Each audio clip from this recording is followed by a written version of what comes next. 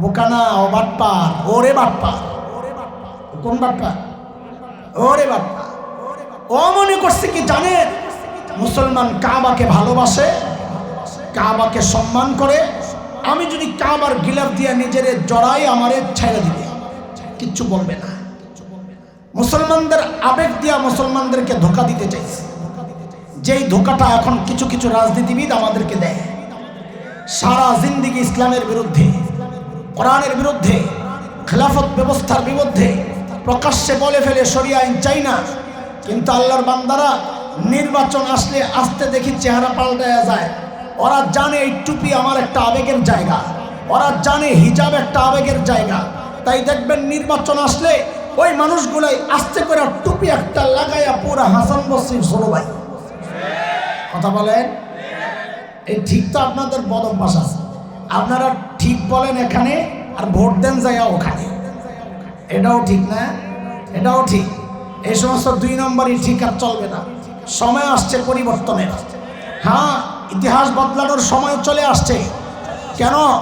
কারণ আমরা পড়েছি, জানি একটা কথা, মানুষ যখন নিজেকে পানিতে ভিজায় তখন সে কাপড় বদলায়, যখন ঘামে ভেজায় তখন সে ভাগ্য বদলায়, আর যখন রক্তে ভেজায় তখন সে ইতিহাস বদলায়। এদেশের ওলামারা নিজেকে রক্তের সাথে রক্তে ভিজাইছে। আমার ভাই শহীদ হাদি রক্তে ভিজেছে, কাজে ইতিহাসও বদলানোর সময় হয়েছে। সব তন্ত্র মন্ত্র দেখা শেষ হয়েছে। মুসলমান জাগতে হবে, আওয়াজ উঠাইতে হবে। আর কোনো তন্ত্র মন্ত্র দেখতে চাই না। একটাই দেখার বাকি আছে, আগামীর বাংলাদেশ দেখতে চাই, খেলাফতের বাংলাদেশ, ইসলামের বাংলাদেশ, কোরআনের বাংলাদেশ।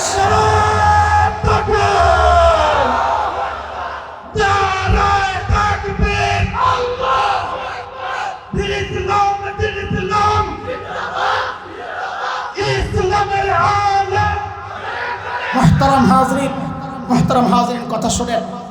ওই আব্দুল্লাহ ইবনে খাতাল যায় লুকাইছে কোথায়? কাবার গিলাফের ভেতরে। মনে আছে তো? হযরত আলী দেখছেন নিচে দিয়া পাও দেখা যায়, খোলা তরবারি নিয়ে দিছেন একদম। আরো দুই সাহাবী দেখছেন হযরত আলীকে, আলী দৌড় দিছে।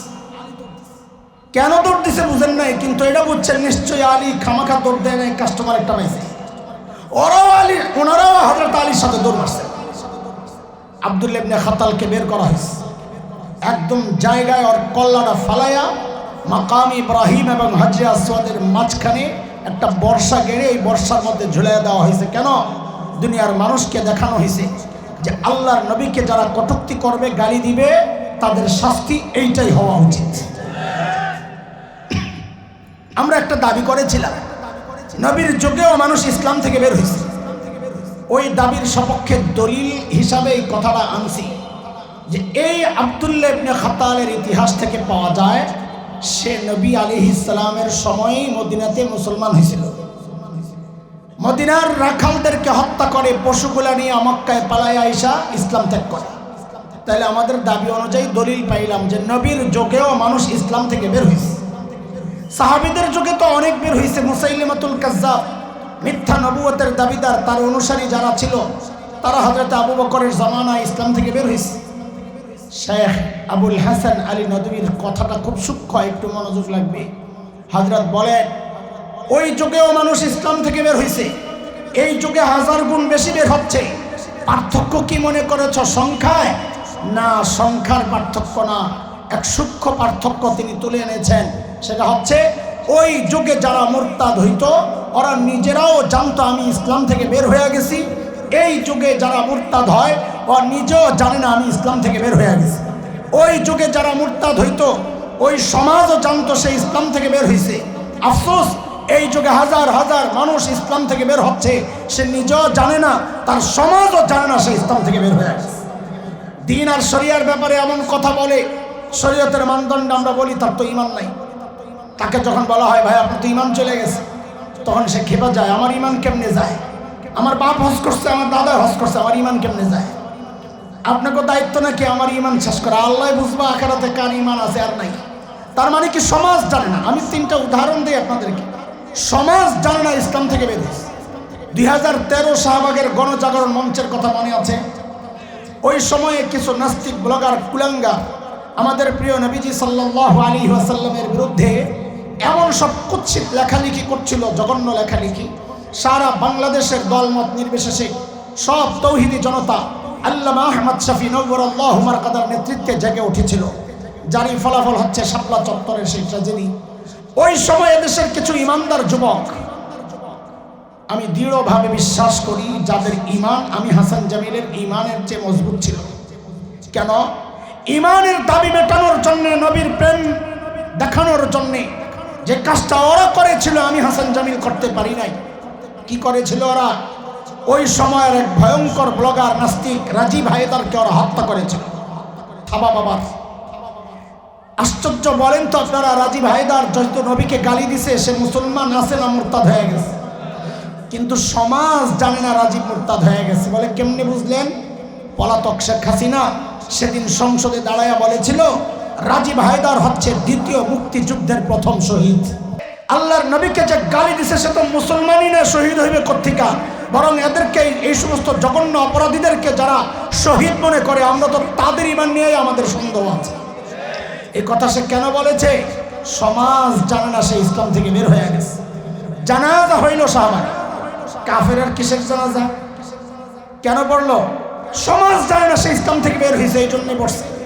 আমরা জানি আপনারা আমাদেরকে একটা খোঁচা দিবেন, হুজুর আপনাকেও দোষ আছে, আপনার মতো কেউ যায় তো জানাজাটা পড়াইছে, আপনারা না পড়াইলে তো আর জানাজা হইতো না। ভাই, আমার ওই ভাইটাকে জোরপূর্বক ওখানে নেওয়া হয়েছে। ওরা ওদের ক্ষমতার দাপট দেখাইছে, মাওলানাও মাওলানার ক্ষমতার দাপট দেখাইয়া অজু ছাড়া নামাজ পড়াইয়া দিছে। অজু সহ পড়ায় বেড়ার ইমান শেষ করবে নাকি? পরদিন পত্রিকায় আসছে তকবির দিছে 3টা। পোলাপাইন জানা যায় তকবির কয়টা দিছে, কয়টা? আমি একজনকে জিজ্ঞেস করলাম, এই যে 3 তকবির দিল, পিছন থেকে কেউ ভুলটুল ধরে নাই? তা আল্লাহর বান্দা খুব জবরদস্ত জবাব দিছে যে পিছনে যেই খাটাসগুলা দাঁড়াইছে ওরা জানলে না জানা যায় তকবির কয়টা। ও ভাই, জানাজা কেন পড়লো?